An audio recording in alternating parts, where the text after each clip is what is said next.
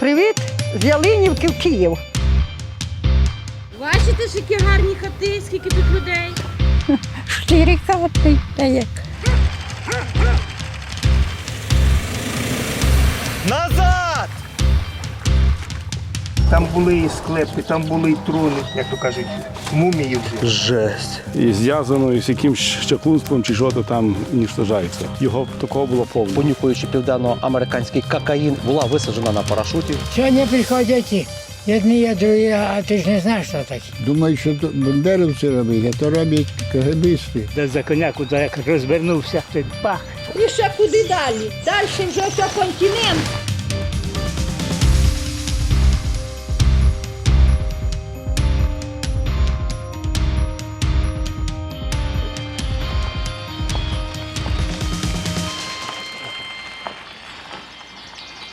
Село Грушівка, Рівненська Волинь.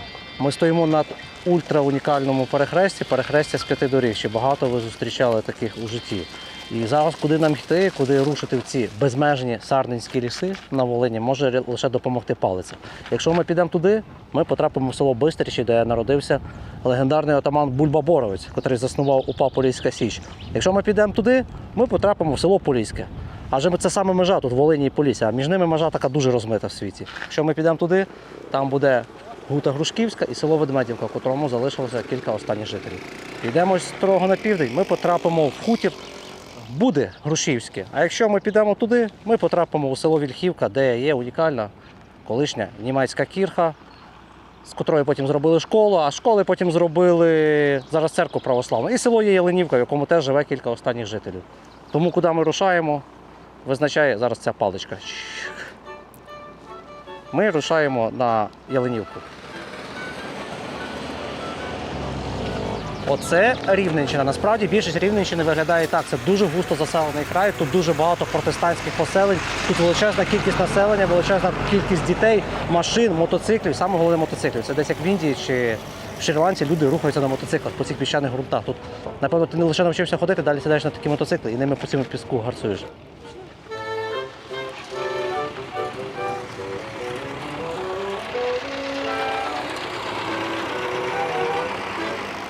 А ви що знімаєте? Кіно документальне. Загалом ваш край партизанський у всіх сенсах, які тільки були колись. Там навіть є і могили є в лісі. Оце ми знімаємо кіно про це, тому що у вас тут були Бої. червоні, Я знаю. німці, польська армія краєва, Ми бульбівці. навіть тут могилу відкривали. Відкривали? Да, ми там. Коли? Десь років вже ми 5 чи 6 пройшло назад. А що за могила була, чи я зрозуміли? УПА ці є. А, упав була? Да. Ага. Але від дороги, куди маєте йти зараз, то Яринополь, куди маєте взагалі йти? Дивіться, сюди я їхав, да? Так. Такий дітям там направо повернете, так і там, от бачите, хата біля коньки блищать. Так. Так будете прямо там спитаєте і так далі підете на Яринополь. Будьте Гарного здорові. дня, так. Ви, напевно, вже могли зрозуміти, щойно з розмови з цим чоловіком, якого ми зустріли, ще не вийшовши звідси з Грушівки, в чому буде сенс цієї нашої експедиції по Рівненщині. Адже ми ж завжди мандруємо з сенсом. Більш партизанського краю годі десь шукати. Вже щойно була заявочка. Кого тільки не було в цих лісах. Це незліченні сарненські ліси. Вони просто безмежні, вони як пустеля Сахара величезні. І в 42-44 роках тут робилося казна що. Тут робилося таке божевілля, в якому досі історики всі світові не можуть розібратися, але хащі по-простому, на пальчиках, в дуже доступному форматі стилі спробують вам пояснити те, що відбувалося в цих лісах. Це точно як на тому перехресті. Мінімум 5 ворогуючих армій, мінімум 5 сторін, якщо розібратися, їх там близько 10 було. Кожен мав свою правду, кожен мав свою любов, кожен мав свою віру, і багато хто з них позалишався на віки мертвим у цих лісах. Отож, наступних 1,5 години, наступних кілометрів 30 ми будемо в цьому всьому розбиратися, спілкуватися з людьми, що ж то воно було колись і що ж то буде зараз. Шлях широкий.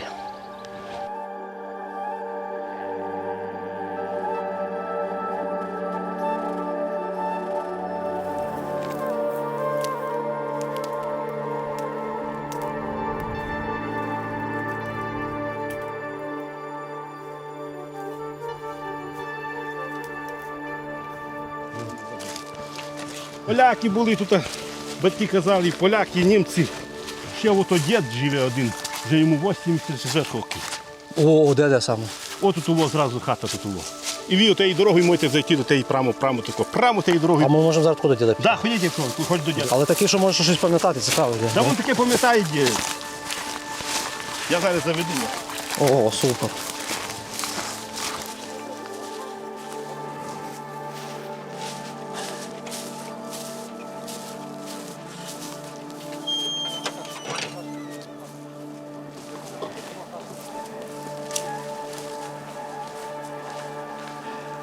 Добрий день. Кореспондентів привів. Добре, Володя. Видя. Приємно. Збираємо історію тако по селах, по краях. Нам цікаво за те, що колись жили тут у вас і німці, і поляки. Ось у вас земля сява. Так. Була мого діда, то все за Польщі ще. Ну, тут був Юст, німець сидів тут. От тут, от там далі. Ну, жили німці води. То це якийсь як хутір чи ні? Да. Хутор А як це назва? Юстов. Тут Юст жив. А, бо німець Юст жив, так? Юст, да. Ти казали Юстові. То вони кругом, тут німці були кругом. Бо вони... А потім, що було? Потім, як робили десь там границю, в Закарпатті чи де, то всіх, де границю робили, то їх вивозили, то вони всі німецькі хати, переселенці як казали, приїжджали сюди, всі німецькі хати. А з поляками, поляки тут були, хазяювали. Як Польща вода хазяювала, то взяв, да, підпалив, чи якось таке зробив, да, підпалив, да, таку давали страховку велику, щоб построїти нову хату. А як вже русські прийшли, то вже поляків вигнали, чи хто їх виганяв, роз'їжджалися. Після війни, вже після війни, то вже поляків не було. Ваш батько не був в партизанах десь? Батька в 42-му році забили. У ліс. А знаєте хто, як, чого? Був Струтинський води. Може, ви чули, бо був начальник КГБ. Струтинський описував книжку таку. Ага. Про мого батька, як його забили в ліс, і як те. А поїхали в ліс. Де як вони поїхали, як бачать, то їдуть. А мого батька була бистра коняка така. Я втечу, де за коняку як розвернувся на лінії той пах, то батько впав. Але це при німцях виходить? Німці? При німці. 42 роки при Так. німцях. А це ваш, як називається таке у нас? Я навіть не знаю. Дивіться, Копаниця. а отако, дивіться, як тризуб. Це картоплю копати. Як ще раз? Картоплю копати. А назва? Копаниця. Копаниця. Я перший раз таке бачу, насправді. А там, де Василь жив, Да. то там була попопська казала хата. Там поп жив. Де зробили цю Бендерівську школу, вчили сержанту. Де там всі окружили, де там їх побили, де там, ну всі ходили стрибота, як казали, стрибки. Ага. Стрибота, де ходили. Де. От така, як у мене хата, бляхою покрита. Куркуль вивезти. Що десь побачив ще дешево, то вивозили сюди, як вже русські, то людей вивозили, багато вивозили людей. Дуже вам подякували тоді, розказали нам трошки. Ми там трошки, так. Ну, то воно таке. Всього найкращого тоді. Дуже приємно було поспілкуватись. Щасливо, дякую. Да? Давайте все. Добре.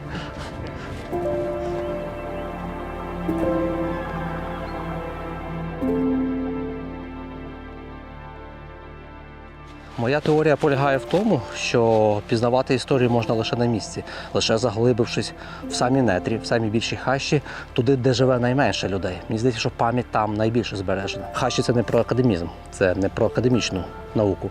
Ми ведемо вас туди, де мало хто ходить, і ми показуємо і говоримо про те, що мало говорять, або не так, як всі звикли чути, або не так, як всі хочуть чути, що для когось може бути моментами образливо. Дуже часто Волинь називають синьоока Волинь.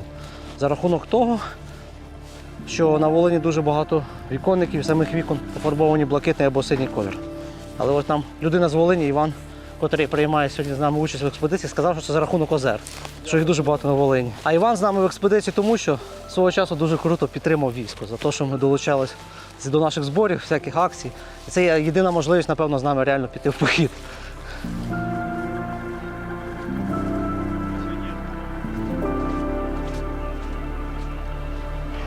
Доброго дня вам. Кореспондентів привів. Кореспонденти, знімаємо кіно про ваші села, про хутори. Ви віддалено на хуторі живете тут. Саменькі, так? А ви все з життя живете тут? Да. А один давно живете? Сам туди років вже 7. Вже 7 років.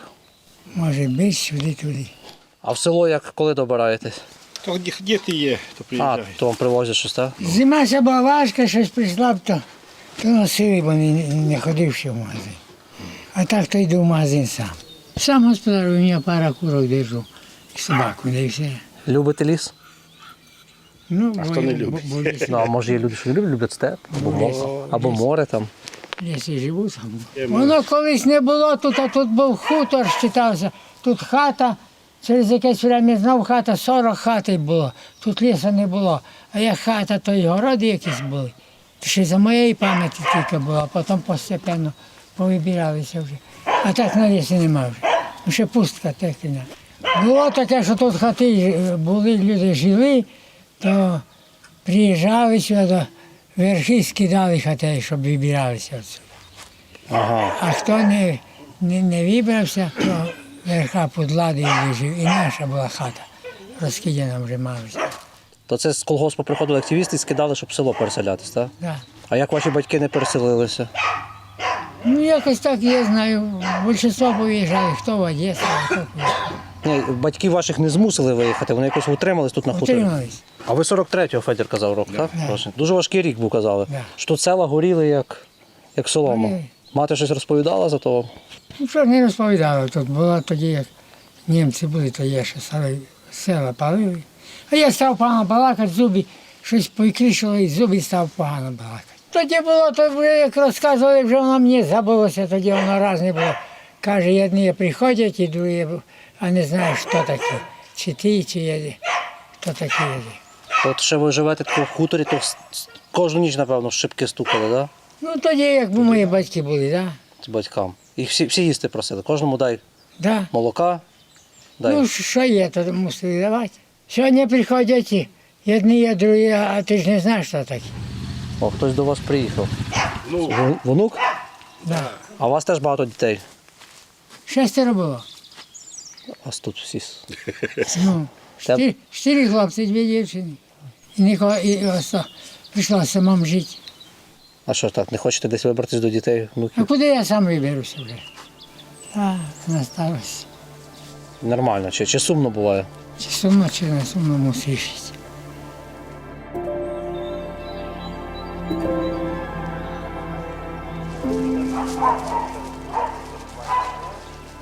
Ви чули, скільки чоловіка дітей? 7. А і у вас брат близнюки? Його 13. 13. І тут в селі всіх отак. Ну що, Рівненщина... Вон теж, мабуть, 13 усього хата воно стоїть. Де чорний комін, Ага. це криша, і на зліва перша хата. То його теж, мабуть, 13 чи скільки. Рівненщина не вимирає точно в цьому Так, плані. ні. Похожий? Близнюки? Володя. Але Приємно. давай коточку. Це у вас 13 дітей? Це 12. 13? 13? Оце. А як назва хутору є? Липенський, як я казав, Липенський колись казали. І потім, що ви казали, тут в них постійно ці упа тут оборвались, так? Да, тут там їх обрувалося, але сюди їх постягували. О, бачите, навіть пише старшинський школ. 26 чоловік. Тут все. Це, як ви кажете, як то називалося урочище, де то була школа? На свірках нас сказали. Свірки. На Свірках була старшинська школа УПА. Да, ось вона була. Молоді були, гарні. Казала тітка і мати, що гарні хлопці були. Вона ще бачила забитих, як були тут, так? Да, вони тягали їх сюди, звозили конями з туля із тих болот. Люди ж вашого села й ховали. Ну, мати і тітка, ну такі молоді дівчата ховали їх. Такі були буремні часи тут, так. Да, то такі були. Їх тут є тоді 2 кілометри чи 3 буде. Теж така сама фігура стоїть. Ну, не така, але теж там побиті є. Там десь теж є ще одна. Ми самі точно цього не знайшли, це на жодній карті немає, ніде цього немає. Да. А за бульбівці вас нічого не говорили, що такі бульбівці були? Колись там ходили в ту сторону, Трохи в ту. туди. Бо він ж з цього, як воно, Бистричі, отам. Бистричі, то це він звідти з родом цей. Да. Тарас Бульба-Боровець. Боровець, да. Окей. Боровці, вони туди. Та сторона була. Крім цієї військової історії, мені цікаво за це ваше віросповідання. Як в радянський час? От, ваші ж батьки теж віри були п'ятидесятниці? Ну так. Да. Як радянська влада до цього ставилася? Це Колись в тюрму садили. садили в тюрму? Да, при совєтах. Просто за те, що ви не п'єте горілки, за те, що ви вірите в Бога. Бога вірили, садили в тюрму. Все.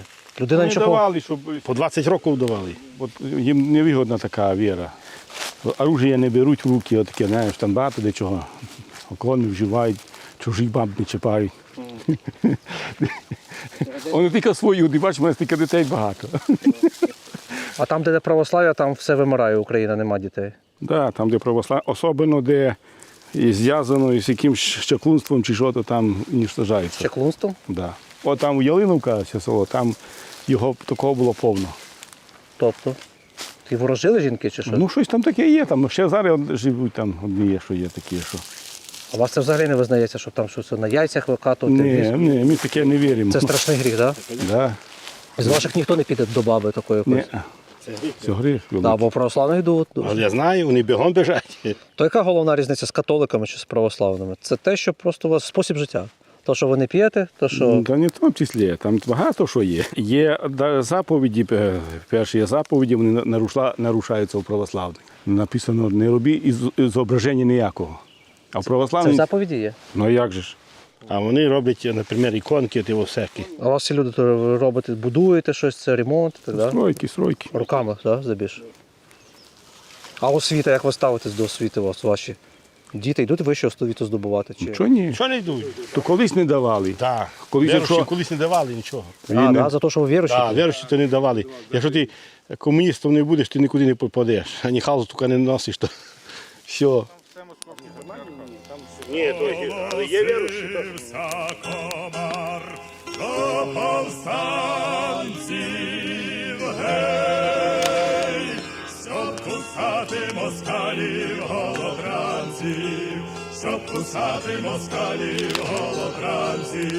Не знаю, як вас, а мене насправді вразила інформація про те, що п'ятидесятники під час Радянського Союзу не мали права отримувати вищу освіту.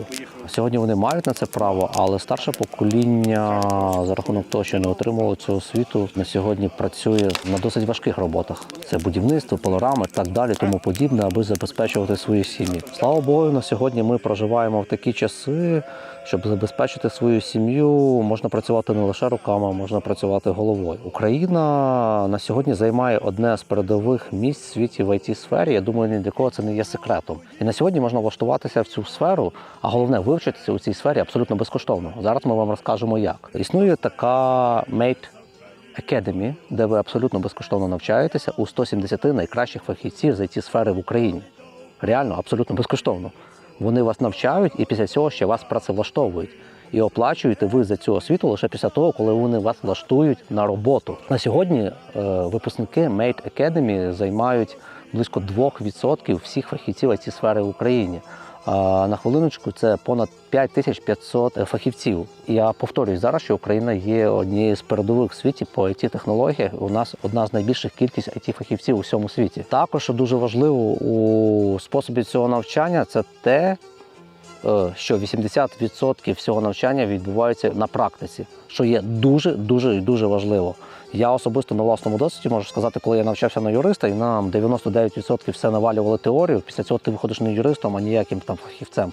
Практика. Людину у будь-якій сфері, у будь-якій галузі фахівцем може зробити лише практика. Тому, будь ласка, переходьте за посиланням, яке ми залишимо під цим відео, переходьте за QR-кодом, реально вчіться, реально здобувайте круту освіту і реально знаходьте роботу. І саме головне, оплачуйте за цю роботу лише після того, коли вас туди працевлаштують.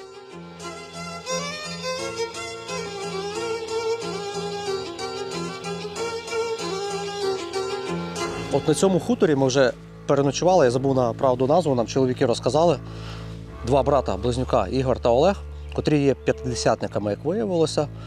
Насправді на Рівненщині, на Волині найбільше протестантських течій. Це п'ятидесятники, суботники, баптисти, там євангелісти. Я в тому всьому не розбираюся, можна розібратися, але цей фільм не про це. Тут є пояснення, звідки їх тут так багато взялося. До 1918 року, по суті, вся територія цих областей сучасних належала до Волинської губернії Російської імперії, то, власне, це і називається Волинь. З 1920 року сюди прийшла Польща, і це стало Волинське воєводство. Ось саме з Польщею починається все саме цікаве. Поляки з 1920 року по 1939, поки вони тут панували, починають проводити таку політику, котра називається осадництво. Осадники – це термін, який виник там ще з 17 століття, коли поляки вперше дійшли до Москви, і їм тоді потрібно було заселяти Смоленську губернію, там сучасну Чернігівщину, і їх потрібно було контролювати. Як контролювати ці землі? Потрібно заселяти своїх людей туди. І осадники – це польський термін, по суті, який означає колоністи. землю почали давати колишнім відставним військовим. Офіцерам, тим іншим, вони найбільші патріоти. Вони опораті такі, котрі вірять там в короля, Річ Посполиту.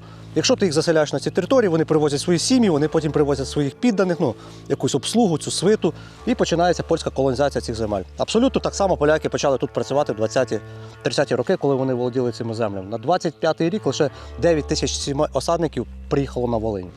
В Галичину їх приїжджало значно менше. Вони саме приїжджали на Волинь. Уже у 1937 році поляків, котрі сюди були заселені, за польською історіографією було близько 300 тисяч. Тут поляки, звичайно, трошки завищують цифри, адже до цього польського населення вони приписували українців, котрі себе вважали поляками. Адже якщо дивитись наш попередній фільм про Галичину, де я вже розповідав про це, що кордонів чітких на національний поділ ніколи не було. Люди ще з Великого князівства Литовського, з Речі Посполитої жили розмішано, і польські поселення тут існували давним-давно. Але це були прості селянські поселення, так само, як українці жили на території сучасної Польщі. І вони між собою ніколи не ворогували, вони ідейно не відрізнялися. Так, була інша мова, трошки інша релігія, але вони мирно співіснували. Але коли сюди почали приїжджати осадники, ідейні націоналісти польські, ідейні військові, плюс доволі шовіністична, доволі автократична держава Йосифа Пілсудського провадила ще таку політику, як пацифікації. Тобто придушення всього українського. Придушення освіт, придушення української релігії, придушення української культури і ненадання селянам землі. Українці мали, наприклад, одна українська сім'я могла мати гектар або 2 гектара оцієї неродючої піскової землі. В той час поляки могли отримувати по 200 гектарів землі, по 20 гектарів землі тут, осадники. Вони були набагато багатші. Єдине, що відрізняло Російську імперію від Польщі дуже, те, що, як і зараз, вони були певною мірою вільніші у виборі подорожей. І коли Польща існувала оцих тут 19 років, місцеві жителі могли вільно виїжджати до Сполучених Штатів, Аргентини, Канади і різних країн на заробітки. З 25 по 35 рік Волинську губернію покинуло 150 тисяч людей в пошуках кращого життя саме туди за океан. Але їх принцип і виховання таке було, 80-90% з цих людей поверталося. І коли вони поверталися сюди, дуже багато хто з них привозив ті вчення протестантизму, це як п'ятидесятництво, як суботництво, як євангелійство, ці всі. Адже більшість цих течій виникли на початку ХХ століття, там, десь на Заході. І це є поясненням того, що відбуватиметься тут у 1943 році, особливо в пік, те, що поляки називають Волинська різня. А наша історіографія називає це Волинська трагедія. І я особисто теж схиляюсь на тому, що це Волинська трагедія. Ми зараз поговорили, в принципі, про причини. І ось ці хлопці, ці чоловіки, котрі нас тут зустріли, котрі нам допомогли знайти ось цей хутір, вони є яскравими представниками того, що тут відбувалося майже 100 років тому назад.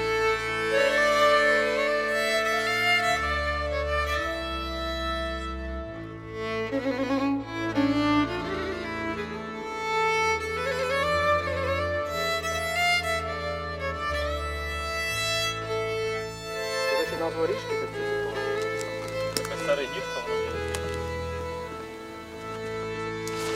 Торкання яєчок жаб. Чи бачили ви колись, як виглядають яйця жаби? Ікра жабляча. Їх просто подихати витягну і все. Вони диви, а ці прозорі дуже, диви які. Це інший сорт жаб. Диви. Ну так. Да. Як желе, гишки. А є якісь страви з цим? А от можна придумати. Я думаю, до речі, на Рейтарській має бути сніданок. Це ж чия пудінг, подивись. Чия пудінг. Полісся, оце Волинь, є дуже медитативним. Прямо тут ловиш такий дзеновий стан, безмежний спокій. Зараз ще нам пощастило дуже з погодою, це початок весни. Немає дуже зелені, котрою все вкрилося. Немає комарів, немає спеки і немає холоду. Ідеальна температура для ходьби. І тут кілометр, як десь там на Поділлі, 200 метрів за відчуттями, ти проходиш дуже легко. І психологічне якесь тут перезавантаження. Спробуйте відвідати колись Полісся, Волинь і спокійно походити цими такими медитативними просторами рівними. І ще щойно Роман сказав таку теж тезу, яку хочу повторити. Ми зрозуміли, що села тут, по суті, це агломерація хуторів.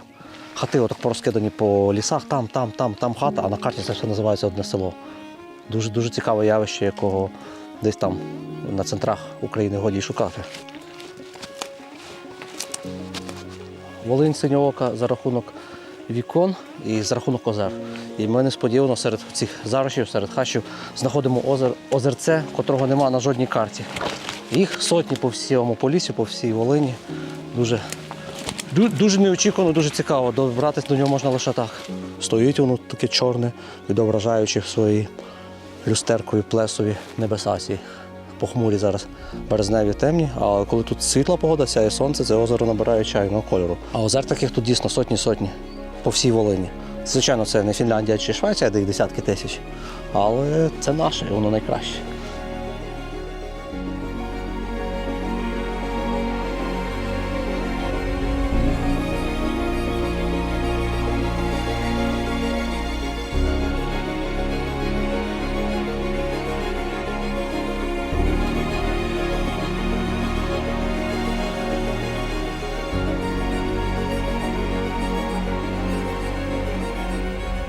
Наш шлях зараз далі потрапив в Городище, одне з найдревніших тут поселень на цій території, адже воно ще там згадується в 13 столітті, що тут було Городище. І, власне, це село називалося до 60-х років Городище, коли його не приєднали в інший район.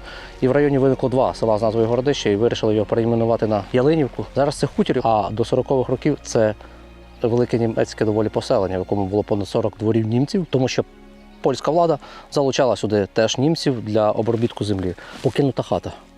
Перша на хуторі. Йдемте на неї подивимося.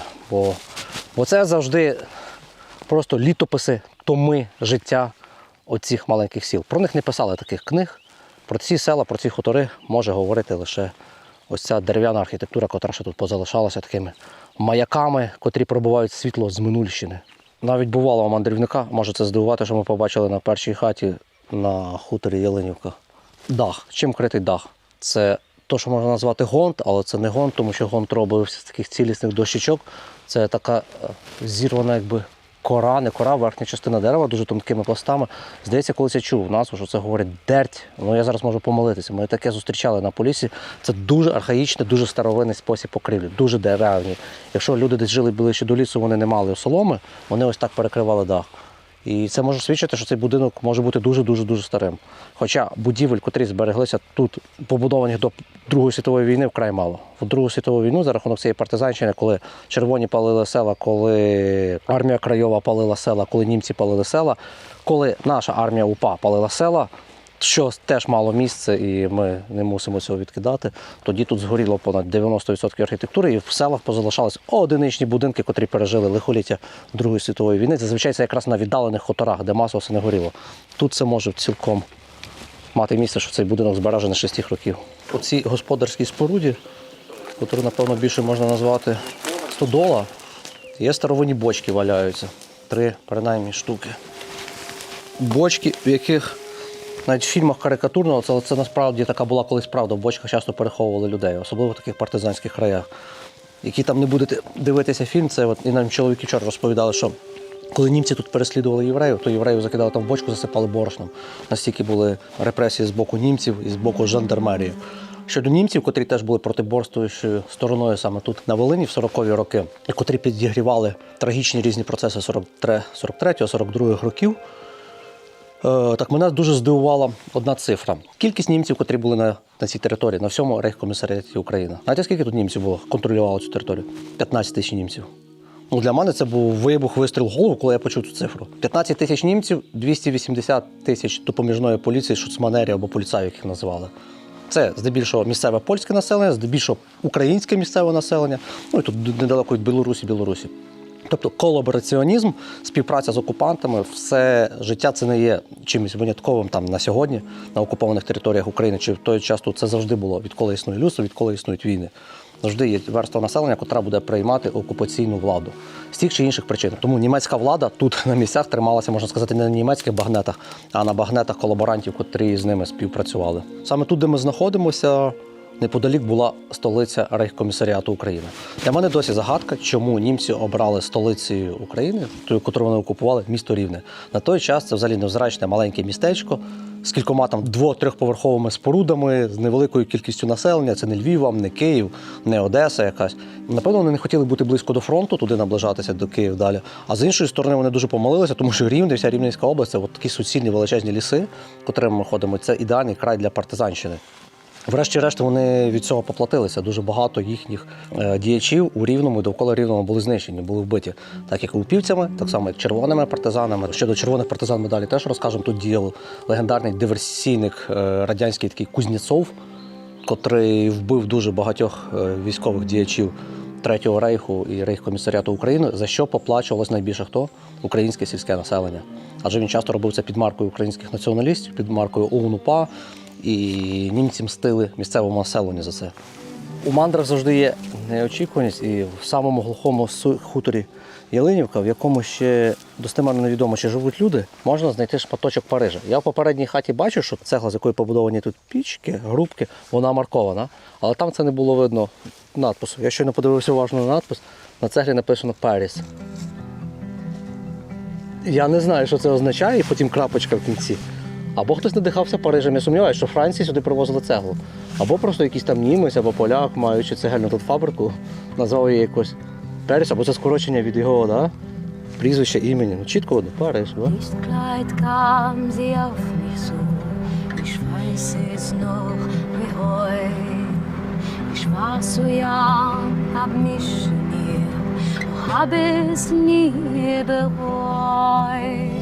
Sie rief mir Worte ins Gesicht, die zum Gras gestreut.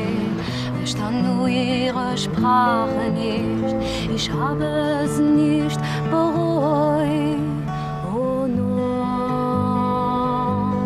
rien de rien. Wenn ich ihre Haut will, der Frühling blutet ihr.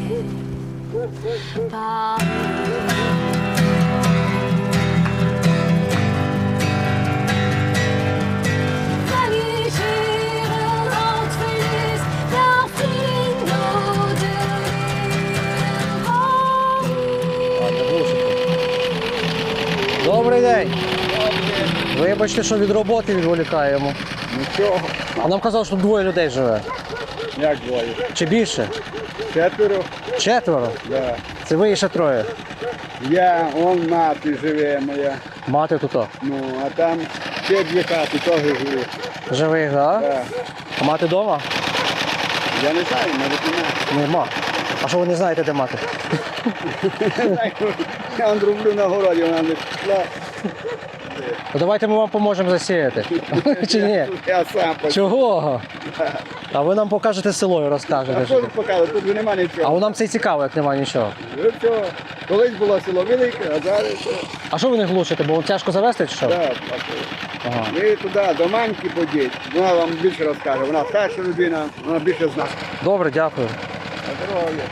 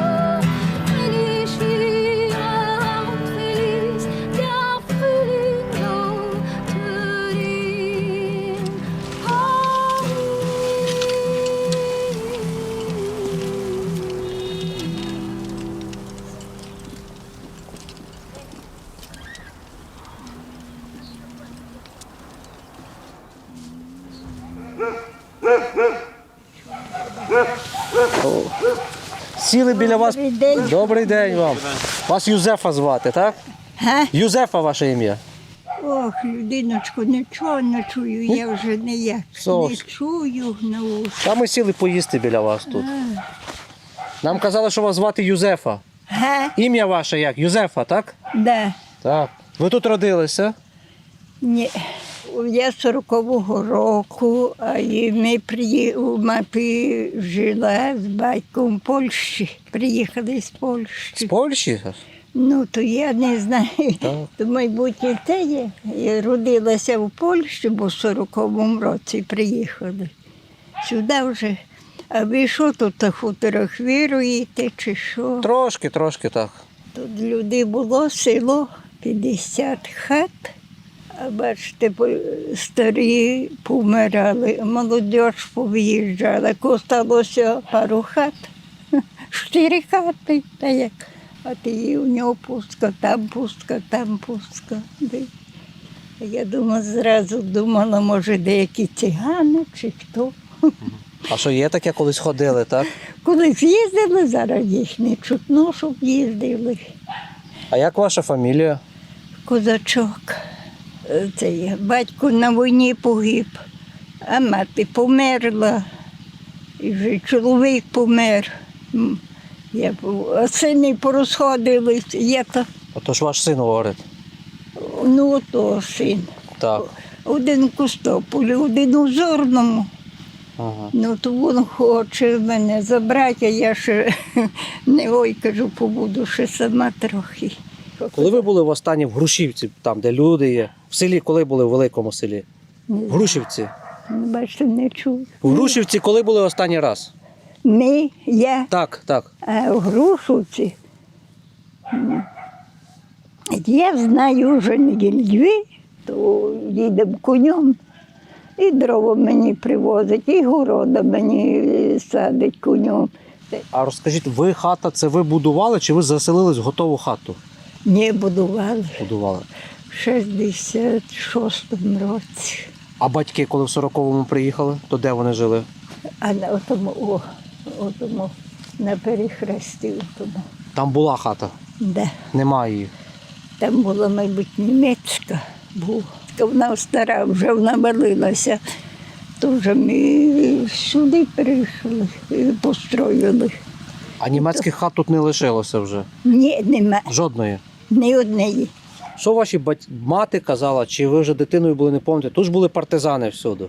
А от я вже не знаю. А чули щось за тих партизан? Що люди старші казали? Жінки, чоловіки?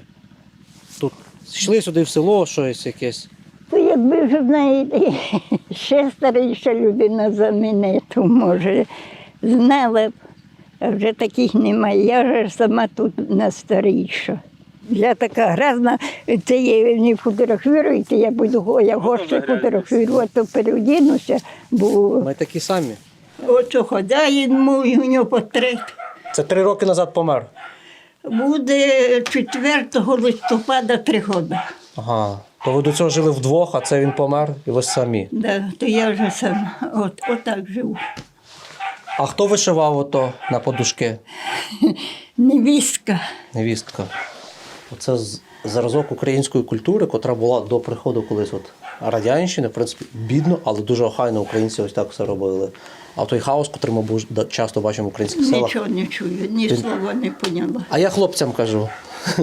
І то пов'язано з приходом радянської влади. Бачите? Занедбаність від русських прийшла. Кажемо, що у вас чисто і дуже гарні вишиті подушки і рушники. Дуже гарно. А звідки ви самі, з Ровного чи З Києва. О, з Києва. Так.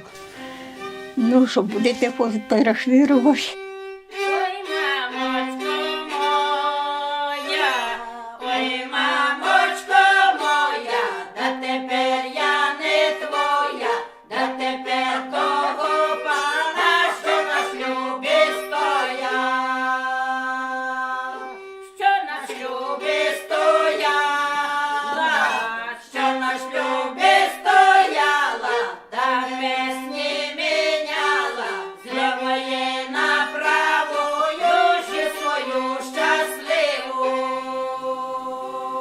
Єдине, що в колишній німецькій колонії, в німецькому поселенні в Ялинівці або в Городищі залишилося від німців, це величний, метрів на 5. Я думаю, що це з дубу хрест, який зберігся на цьому кладовищі, тому що все інше згнило і попадало.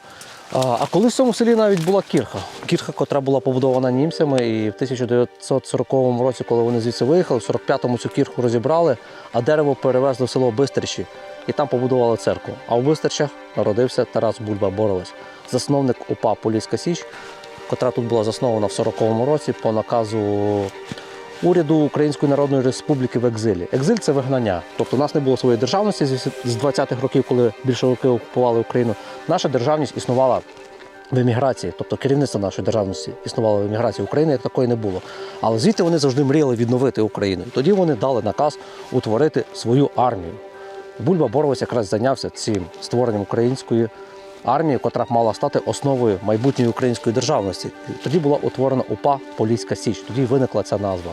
До чого ця вся історія з Бульбою-Боровцем? Тому що в цій всій страшній колотнечі партизанської війни, яка відбувалася в цих лісах, УПА Поліська Січ відігравала свою роль. В один час, коли вони виникли, вони були тимчасовими союзниками Німеччини, тимчасовими союзниками того окупанта, тому що вони в цьому розглядали велику силу, яка може допомогти звільнити Україну. В подальшому вони стали ворогами, як я наголошую, УНБ, саме крила бандерівського підпілля, котре їх врешті-решт знищило, але не до кінця. Остаточно знищили Поліську Січ вже до 44-го року червоні партизани. Але що саме цікаве, в 42-му році, саме в вересні, Бульба-Боровець зустрічався з командувачем радянських партизан Дмитрієм Медведєвим. Точно як той один з президентів Російської Федерації, який був в проміжку між Путіним, вічним Путіним. Був такий легендарний партизанський загін «Побідітеля» або на українську мову «переможця». Якщо перекласти, в радянській історіографії про це знали всі. Про це знято кільканадцять фільмів і написана ось така книга. І за останній місяць я перечитав цю книгу, готуючись до цієї експедиції сюди на Рівненщину. Насправді, людям, котрі піддаються пропаганді, краще це все не читати. Загін Дмитра Медведєва – це взагалі загін НКВС. Тобто, по суті, те саме, що зараз КГБ, тобто спецслужби, котрі розробили спецоперацію, аби закинути в той час в далекий німецький тил, де розвивалася українська партизанка своїх червоних партизан. Для чого? Тому що вони боялися, що українські партизани беруть владу в свої руки. Їм потрібно сюди було закидати свої загони. І свого часу Дмитро Медведєв на парашутах скидався у цей район. Правда, радянські пілоти так помилилися, що парашутисти були скинуті в районі станції Товстий ліс. Це зараз Чорнобильська зона відчуження, недалечко від СМТ Поліське. І вони звідти 200 кілометрів, в його книзі описується, робили рейд сюди, щоб дійти цими лісами. Іншу цікавинку про те, що ці червоні партизани тут приносили, я розкажу потім. Забіжу наперед. Це дуже цікаво. На їхньому боці тут воювали іспанці. Що вони тут робили, хочете дізнатися, дивіться. Нас далі там розкажемо десь, ідучи цим лісом.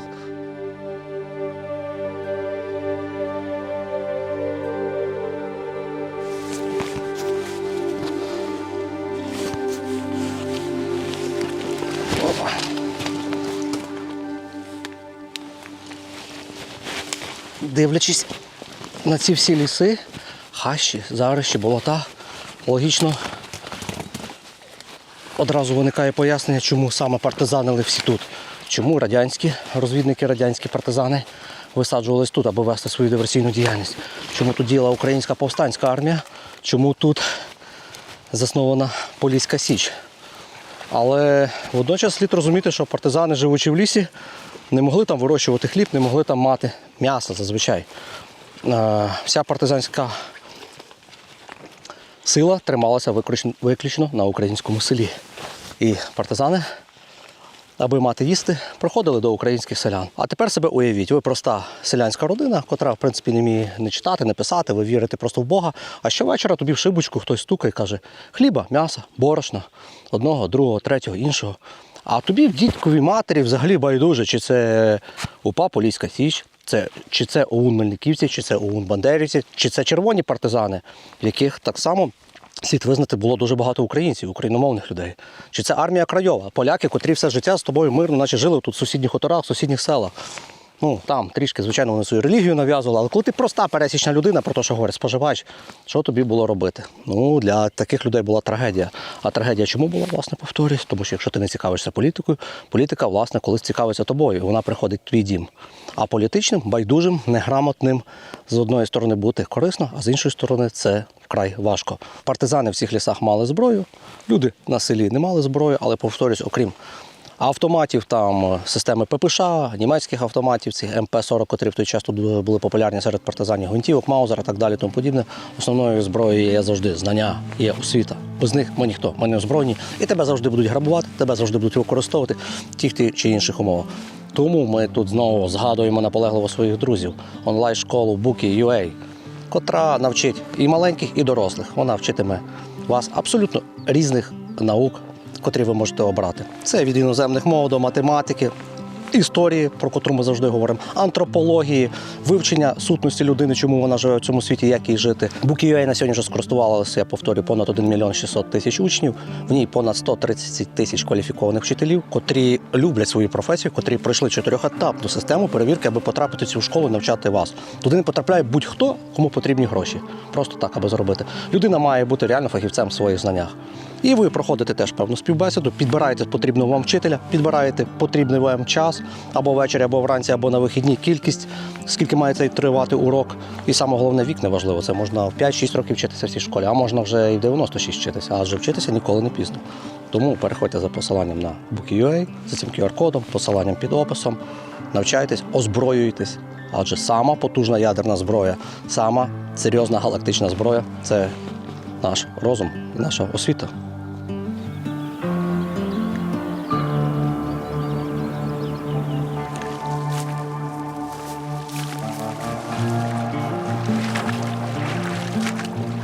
Я вже навіть про це бачив там в тіктоках, в інстаграмах такі меми або смішні відео, картинки, що ти прийшов в село до когось додому і в нього дуже міцно закрита хата. І оце один зі старих зразків тієї старої України. Навіть я в дитинстві це пам'ятаю на Хмельниччині, там дійсно просто не існувало замків, колодок, дверей на замках. Якщо моя бабуся йшла з дому кудись, вона просто або віником підпирала, або максимум ось так на якийсь там качан від кукурузи, як в даному випадку це стебельце від якоїсь трави, навіть не дерев'яшка, на неї просто ось так закрили хату. Це означає, що господарів немає вдома, що хата закрита. Отаке воно тут Полісся і Волинь, ще як в старі часи. Тому що тут ніхто ніколи не крав. Тут жили свої люди. Для чого їм красти?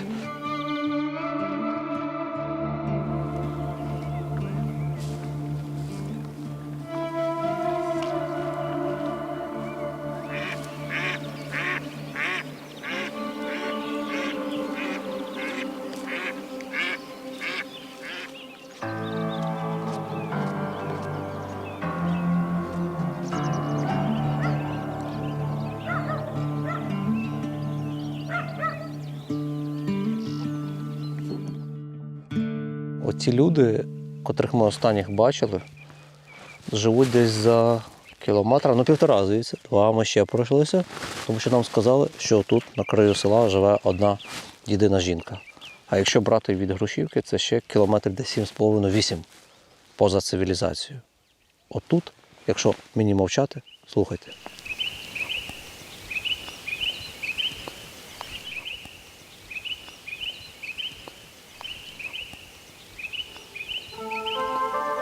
Звірюга, звірюга, 100-кілограмовий, ти що таке? Ведмежа.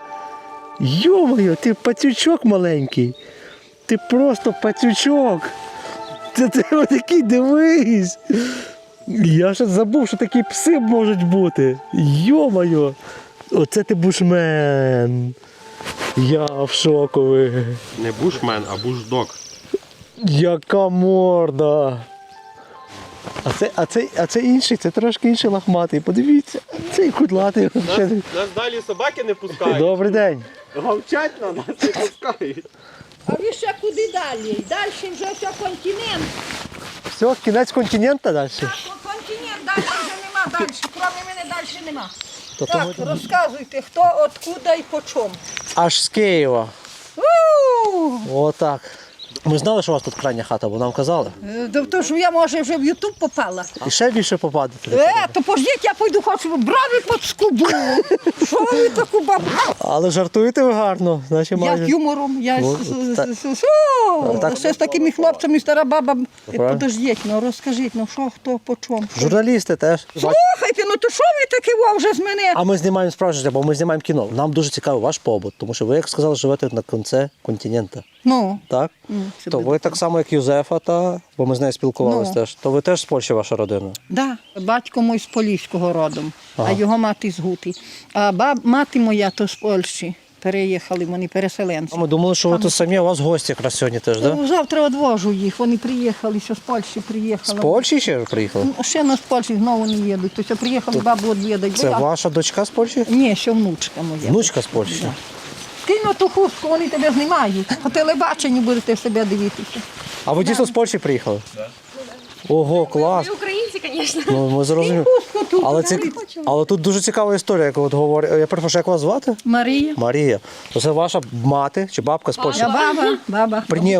Ваша мама, ти приїхала з Польщі сюди? Я тут живу. Ви? А мати ваша з Польщі? Мати моя Надія. З Польщі була? Отут була, з Польщі приїхала. А тепер внуки, виходить, знову в Польщу поїхали? Вони на заробітку. Да, ви їздите. Дитинство де пройшло? Отут, на цьому хуторі, так?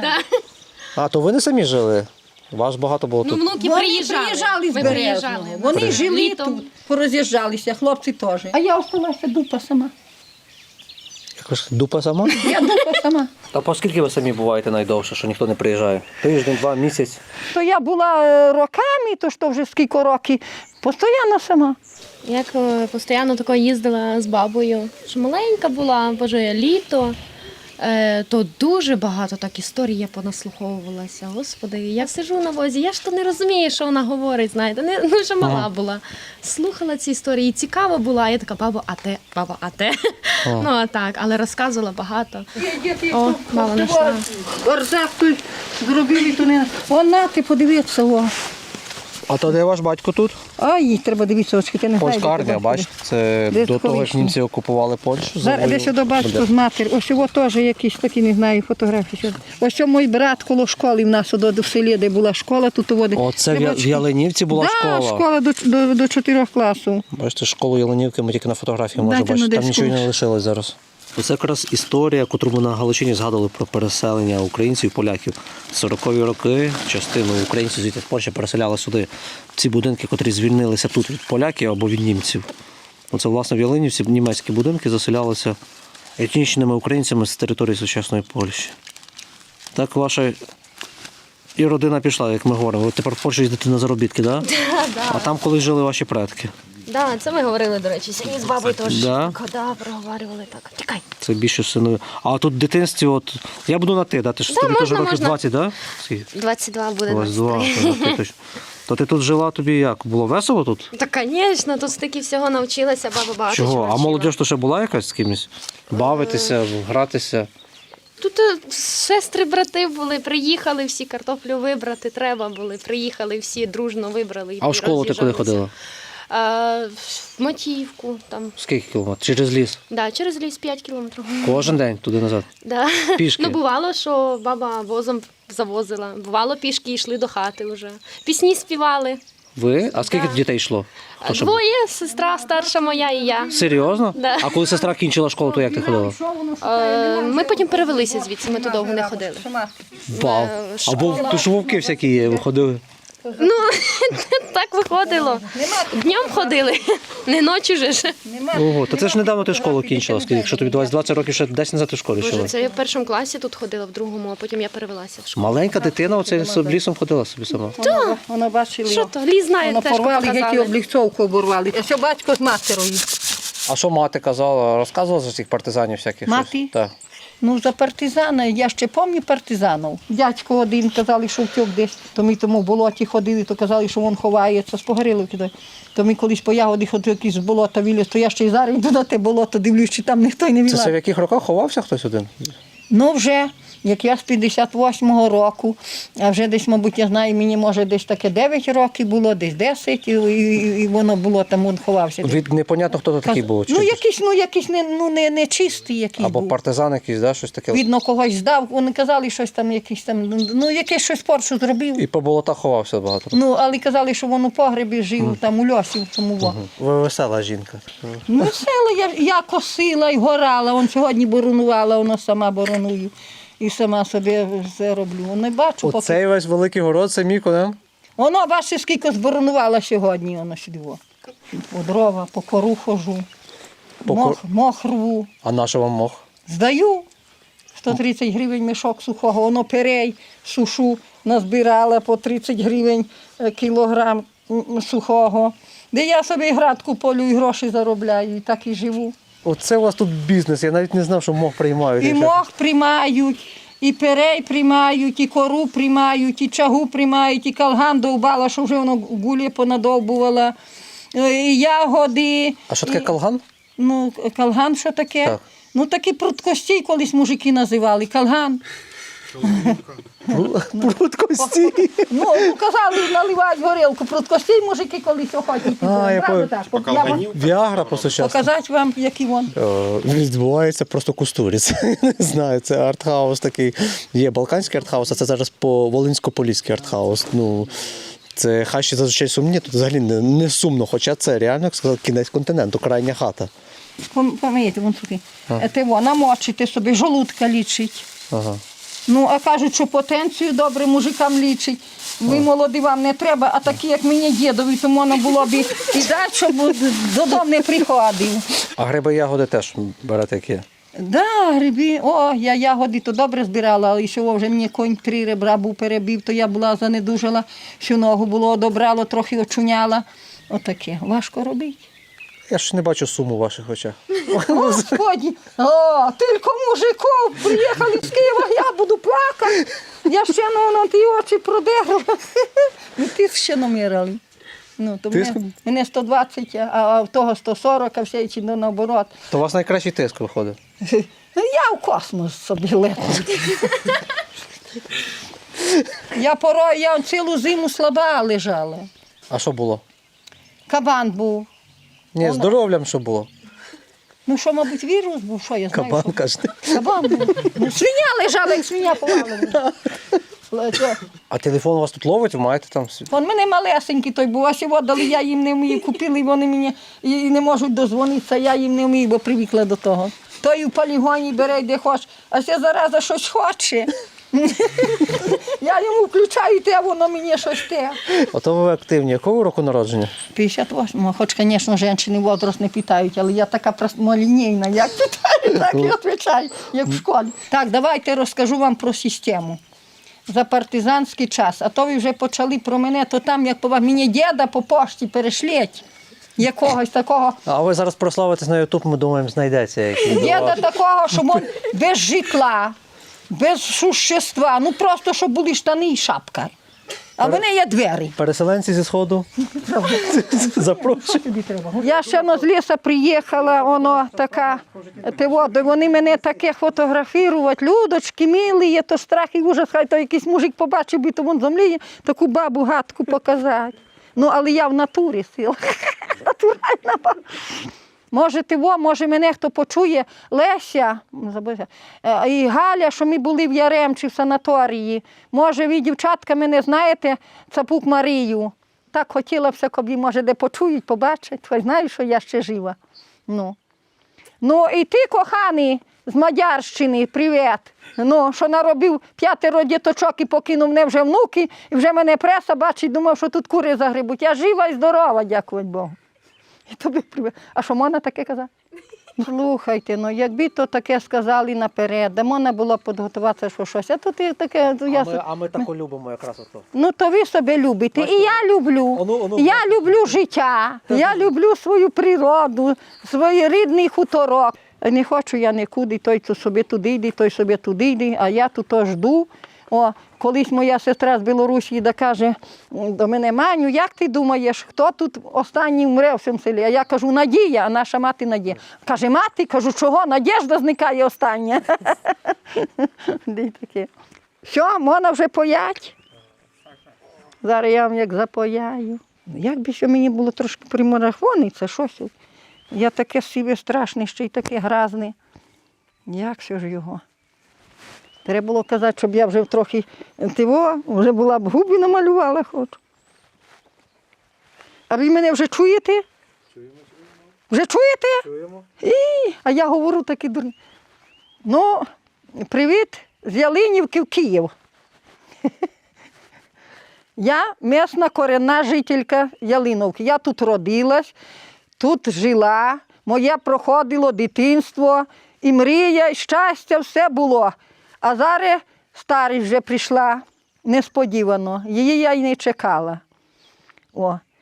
Так, це що я дождалася всю пресу, на своїй рідній землі.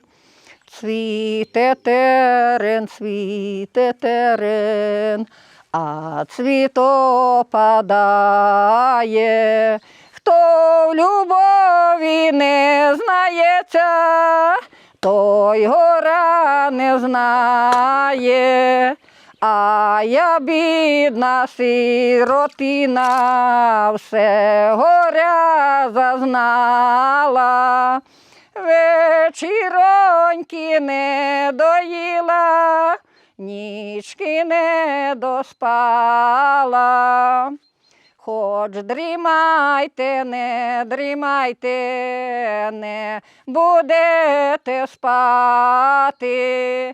Десь поїхав мій коханий, іншої шукати. Нехай їде, нехай не вернеться.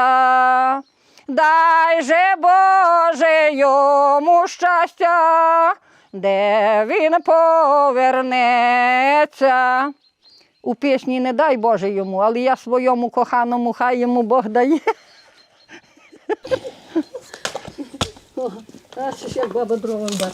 Бо я бачу по телевізорі, показують, що одні цель, воно тако рубається, а так закидає за плеча, ні. Бачите, де ми сьогодні заночували, на краю континенту, у пані Марії на хуторі Ялинівка.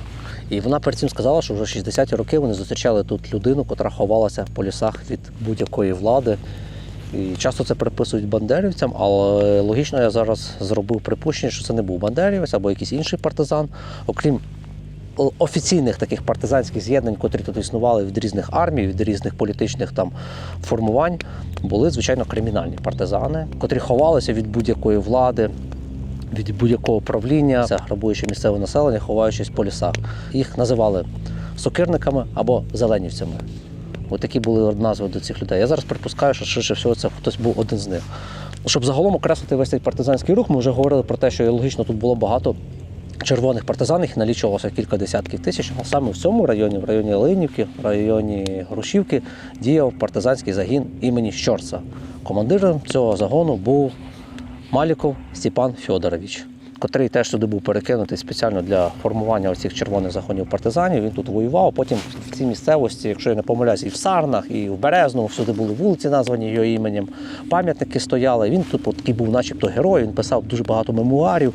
Після війни він був замміністра торгівлі Радянського Союзу, потім він був головою профспілки споживачів УРСР.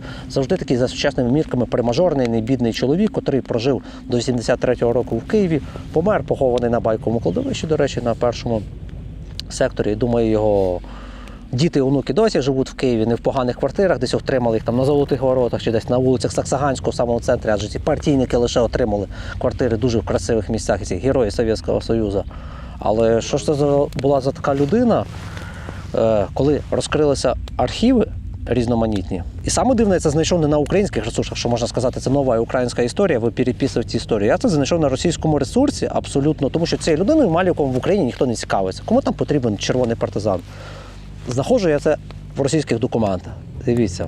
Было призвано к порядку различных местных партизанских групп соединения Шитова, Маликова, Грабчака и других, занимавшихся открытым грабежом мирного населения. Они жгут там, где следует сохранять, и репрессируют тех, кому следует давать. Тут говориться про те, що відставша від підрозділу Малікова Люба Скрицька, вступивши в інший підрозділ радянських червоних партизан, доповідає, що група Малікова складалася із местных жителей, красных партизан, часто занимавшихся поиском носимых вещей, которые обычно отнимались у мирных жителей и забирались для личного обогащения. Таких отдельно действующих групп под термином по особому заданию в здешних краях называли «короли белорусских лесов» – Малікови, Сабурови, Шитови. Тобто, окрім Малікова, тут діяло багато таких підрозділів червоних партизан. Це дуже значить, що говорить те, як діяли радянські партизани. Теж був загін Федорова і були, звичайно, рейдуючі групи Ковпака. Легендарна група Ковпака, котра аж з Сумщини рейдом через ці місця пройшла на Карпати. Отак тут були представлені червоні партизани. І люди, котрі жили на таких хуторах, як зараз живе ця пані Марія, отак вечором сидить, сутіночки настали і в шибочку хтось стукає.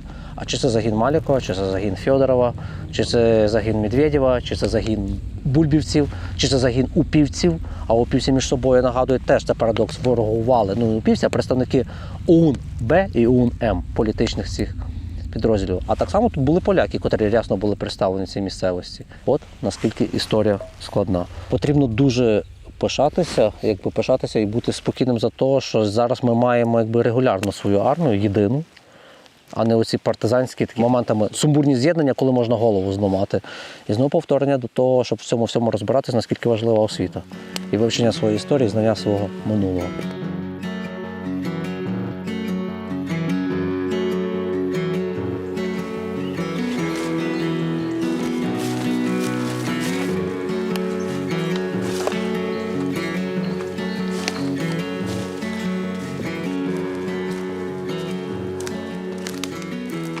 Пам'ятаєте, я говорив, що розкажу вам про іспанців в цих лісах.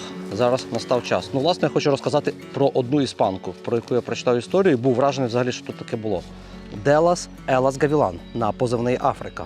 Адже вона родилася в іспанському анклаві на півночі Африки. Так от вона у 30-ті роки, коли в Іспанії була громадянська, абсолютно не підтримувала Франко, воювала на боці соціалістів, на боці комуністів, адже в той час вся Європа хворіла соціалістичними такими настроями. І найбільшою країною, де стала соціалістична революція, відповідно, вони завжди бачили Радянський Союз. І вони вірили, що тут все прекрасне в Радянському Союзі. І коли громадянська революція в Іспанії була виграна Франко, і соціалісти змушені були відступати, вона знайшла притулок в Радянському Союзі, де згодом почала працювати на радянську розвідку. Тобто вона була типовим радянським шпіоном, який засилався в різні унікальні місця, зазвичай в ті місця, де розмовляють іспанською мовою. Вона жила в Мехіко і була введена в найближче оточення Льва Троцького. Знову ж наше відео, дивіться, «Повісті Дикого степу», де ми розповідали про Льва Троцького, як він був знищений Сталіном там у Мехіко. І її завданням було знищити, якраз вбити Троцького. Але через зраду іншого диверсанта радянського, котрий вийшов з цієї схеми, і він там легалізувався, тобто здав цю схему, вона вимушена була повернутися в Радянський Союз. Коли почався період радянсько-німецької війни, вона зголосилася до загонів НКВД, до загонів НКВС, аби виконувати спецзавдання в тилу німців.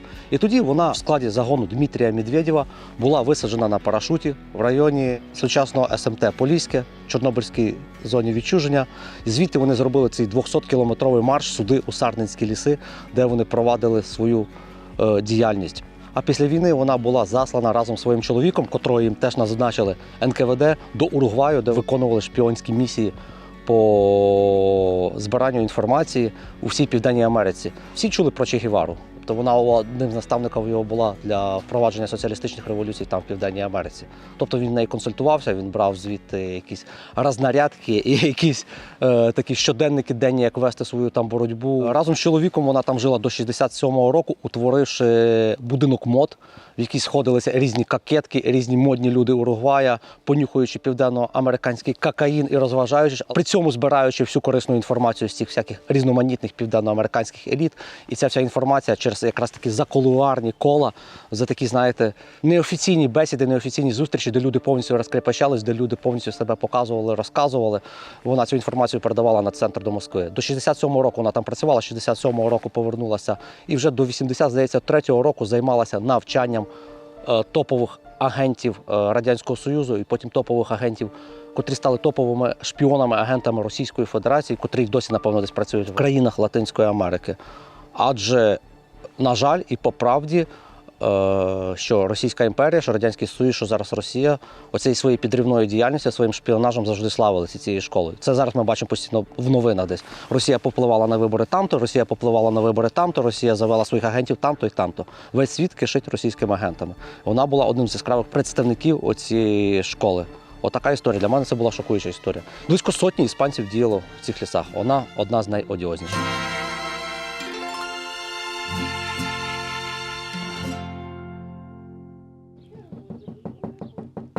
Добрий день.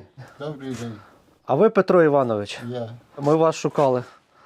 Бо ми мандруємо цим краєм, знімаємо документальне кіно про партизанщину, яка тут відбувалася в 40-ті роки. Ну і люди, відповідно, аж з Ялинівки, з Соснівки, з тих сіл ми йдемо пішки звідти через ліс. Вони нас направили до вас. Ну, народився я в цьому селі Гатіївка. Я народився 1935 року.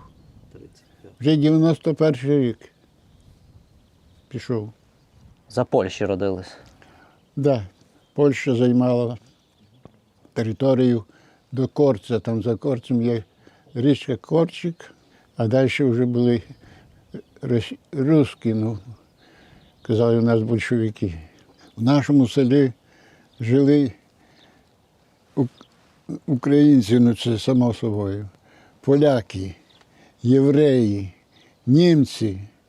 Всі ходили, тут школу построїли якраз в 38-му році. Школу построїли туди, вона ще там є, але вже така розбита, можна сказати. І дружно жили. У вересні 39-го року вже пан жив тут, в сусідньому селі. І пан отік, і діти його. Ну, бо ж знали, що вони нищили, як і зараз нищать. Почалась, казали, Велика Вітчизняна війна. Пам'ятаю, як йшли через село німці, гарно одіти, виходили усі на дорогу. Дивіться на їх, вони не чіпали нікого. Гармати тягли, коні, по 5 коней таких здорових. Колона йшла, зранку і до самого вечора. Ну, йшли вони туди, далі. Як німці пішли далі, фронт пересунувся, лишився це їхній тил. І що тут? Тут почала розвиватись партизанщина, так? Так. Українська партизанщина, радянська партизанщина. Да, УПА, хлопців молодих, хто бажав, брали, обучали отут, я пам'ятаю, так, ходили строєм. Ну, команда вже були ж такі освічені трошки люди. Аж там різанина отая стала волинська. І нікого в нас не зарізали, не поляків-українців, ні українців-поляків. Але така була паніка, де воно взялося. І хто її зробив? Рижуть. Запрягали коні, сідали на воза. І хто сокиру бив, хто вилки. Я знаю, що батько то взяв сокиру, у віз положив. А що ще він брав? Косу. Бо ж треба захищатися, як будуть поляки різати. І в ліс. І з одного місця на друге. Вже кажуть, там вирізали. Кажуть, туди, бо там ріжуть. Нікого я не бачив, не пам'ятаю, батько не казав, щоб кого зарізали. У нас так обійшлося в селі, а туди далі, до Волинської області, там багато загинуло. Скільки воно тяглося, я не можу сказати. Чи місяць, чи менше, чи більше, і осіли вже. А осадники, ви знали за польських осадників щось? Чули? Кого? Осадники польські. Так, да, осадники були в нас. Було у вас багато осадників, так? Було. Вони їх заселили, дали їм землю, побагато дали землі. Там такі садки були, але їм платили як тим садникам, що вони за Польщу воювали. Так. Да, І землю, і ті кредити хороші давали, і все. Один, я знаю, що Кулька фамілія, то ока не мав. То батько казав, що він отримав таке жалування у місяць, що корову можна було купити. У 44-му році мобілізація пройшла тут, сплошна. Немає значення, чи багато дітей, чи мало, чи ти слабий, чи ти, аби на ногах був. І від 18 до 50 років брали подряд всіх в армію. І батько пішов в армію. А батько повернувся з фронту? Батько повернувся з фронту, так. Да. Стала така нерозберіга, і кажете, і ті партизани. УПА набирали людей, щоб побільше. Забрали у батька одежу, що приніс, бо їм треба була одежа. Бо ж тоді теж не було чим ти армії одіти. Як вона ще створилася. І пригласили УПА, щоб йшов у ліс, як казали, у ліс. Батько, значить, радиться, що робити. Якщо написано, у нас на хліві написано було великими буквами, як хто явиться на воєнкомат до такого і такого, буде прощено. Усе. Якщо не явиться, то сім'я буде вивезена в Сибір. Батько каже, як я явлюся на воєнкомат, то всі знищать сім'ю. Бо ж знову ти пішов туди до їх.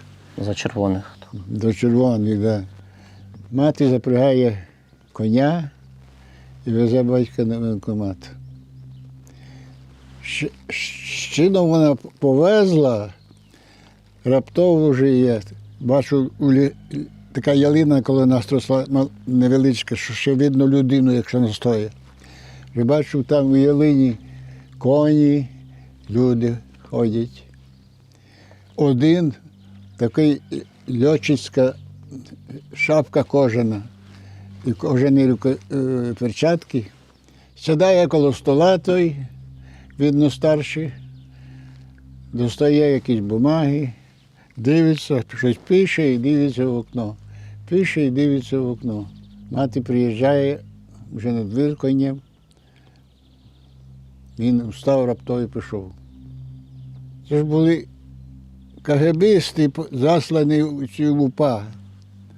Вони старалися зробити розбрат в їхніх загонах.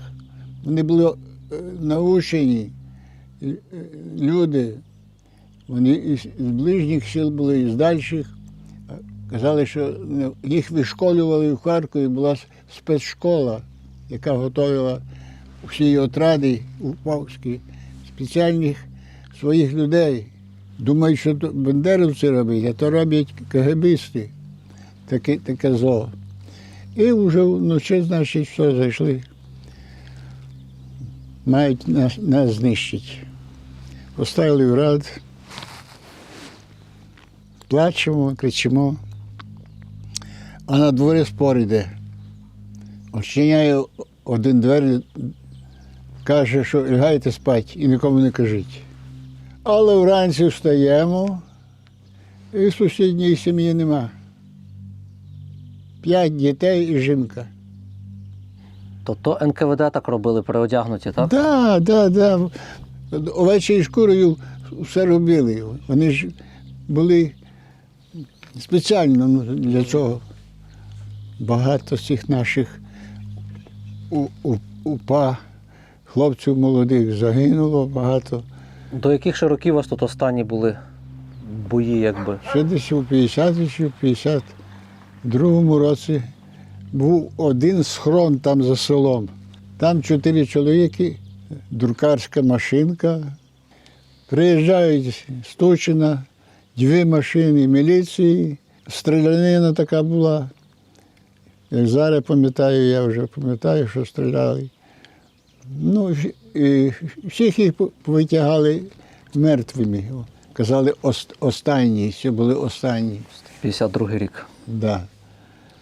Отаке. Дівчата, виплетіть їм вінці, вони за Україну побились криївці, вони за Україну побились криївці.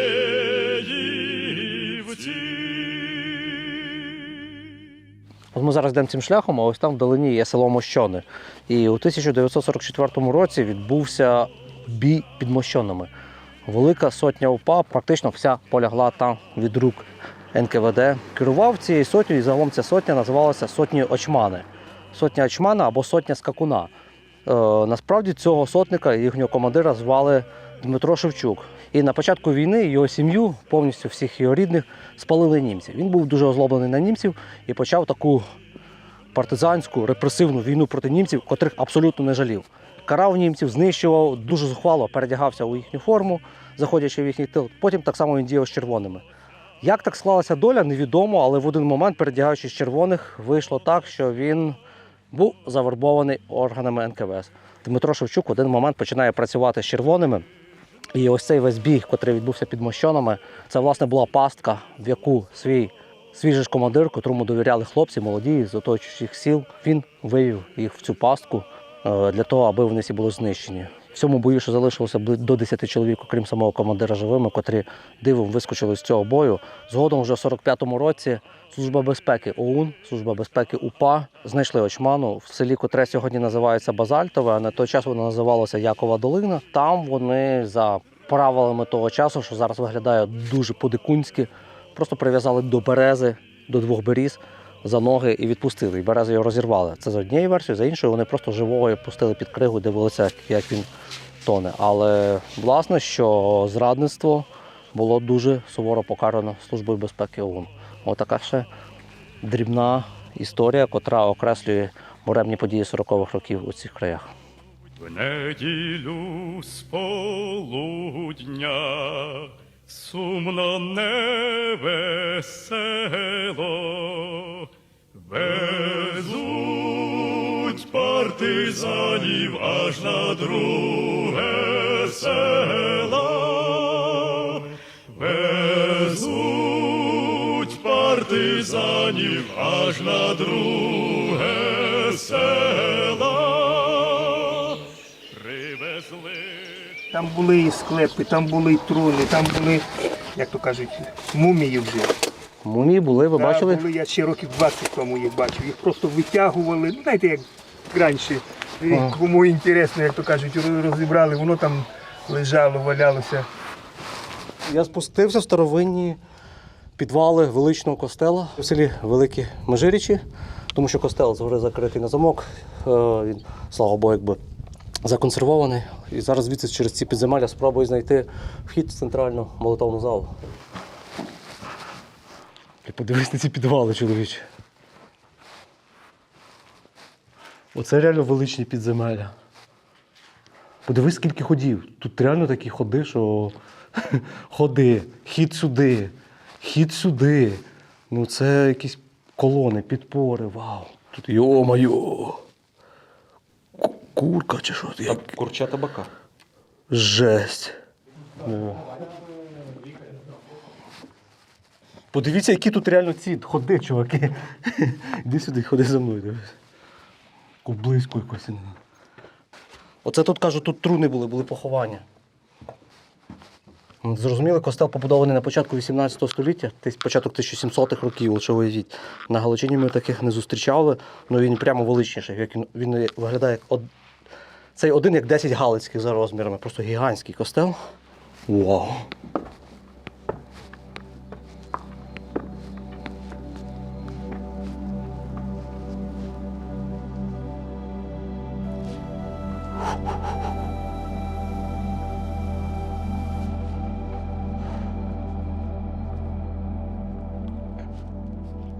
Як в українському селі може бути такої величі споруда, да? Занедбана? Це, звичайно, говорить про те, що свого часу це далеко було не село. Кінець нашої експедиції лісами партизанщини, славної партизанщини, кривавої партизанщини, бандитської партизанщини, найрізноманітнішої партизанщини, братовбивської партизанщини закінчується в руїнах 2 костелів у селі Невірків та в селі Великі Межиріччі. У культових римокатолицьких спорудах. Чому ж ми знов звертаємо увагу на ці споруди, як в попередньому нашому фільмі? Адже поляки в цьому краї, як вже говорилося протягом цієї експедиції, відігравали неабияку роль. І саме з поляками пов'язана одна з найбільших трагедій того партизанського періоду, а саме 43-го року, котра входить в нашу історіографію як Волинська трагедія, і котру, на жаль, поляки сьогодні однобоко намагаються змалювати як Волинська різня. Передумови цієї всієї трагедії дуже чітко описується по книзі Уласа Самчука «Волинь». Якраз описується прихід польської влади на ці землі, 20-ті роки, страждання, поневіряння українців, їх утиски. Тут згадуються ті самі осадники, котрих ми згадували протягом своєї експедиції. Тобто основи, з яких розбурхався вогонь у 43-му році. Він не був безпідставним, цей вогонь. Так, ми не хочемо однозначно виправдовувати криваву масакру, котру направду сьогодні слід це визнати, а не возвеличувати лише наших героїв. Розпочали воїни Української повстанської армії, а саме з рук проводу українських націоналістів-бандерівців. Так склалося історично, що, на жаль, ми перші підняли цю сокиру саме кривавої боротьби, але вона не була безпідставна. Вона була спричинена утисками українців, і так само вона, звичайно, була підперчена німцями, і вона була дуже вдало і професійно роздмухана радянськими органами, про які ми теж говорили і котрі тут активно працювали у цих лісах. На сьогодні поляки дуже перебільшують цифри загиблих на цій території. Деяка їхня історіографія намагається подати цифру у 100 тисяч загиблих поляків на цих землях. Але наші і польські історики, все ж ті, котрі не займаються пропагандою, сходяться на цифрі приблизно 35-55 тисяч загиблих поляків на цих землях. Українців в той час теж загинуло від 10 до 20 тисяч на цих землях. Це була кривава сторінка історії, спільна кривава сторінка історії, за яку ніхто не має пишатися. Такі були обставини, такий був час. Це було спровоковано багатьма речима. В цій історії саме головне подати руку примирення і врешті-решт один одного зрозуміти. Адже на нашій столітній, тисячолітній історії, якщо заглибити ще минуле, були набагато кривавіші сторінки. Ми маємо берегти пам'ять про невинно загиблих, про героїчно загиблих у цих всіх буремних подіях, котрі відбувалися тут. Але при цьому ми мусимо і зобов'язані думати про майбутнє. А чвари, ненависть не породжують спільного майбутнього. Адже ми маємо прекрасний приклад на Сході. Це нація, це державність, котра одвічно застрягла в історії, котра ностальгує на історію, котра перекручує історію і котра постійно маніпулює цією історією, плюючи на всі закони сучасного, цивілізованого світу, на всі закони прогресу, здорового глузду і логіки. З вами були Хащі, це була Рівненська Волинь. До зустрічі.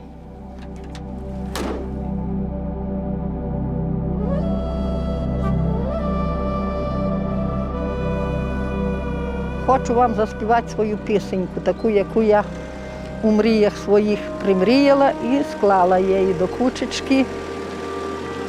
Слухайте уважно, дай мені, Божечку, здоров'ячка і терпіння.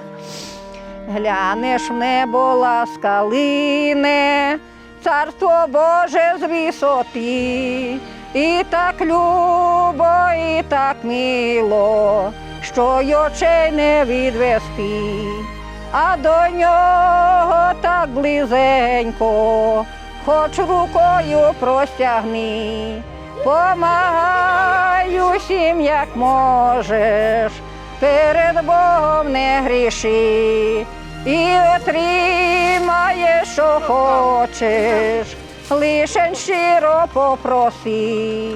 Бог єдинственного Сина поміж нас людей пустив, бо всім доказать хотів Він, що Він всіх нас породив. Хоч народи ми всі різні, тільки Бог у нас один.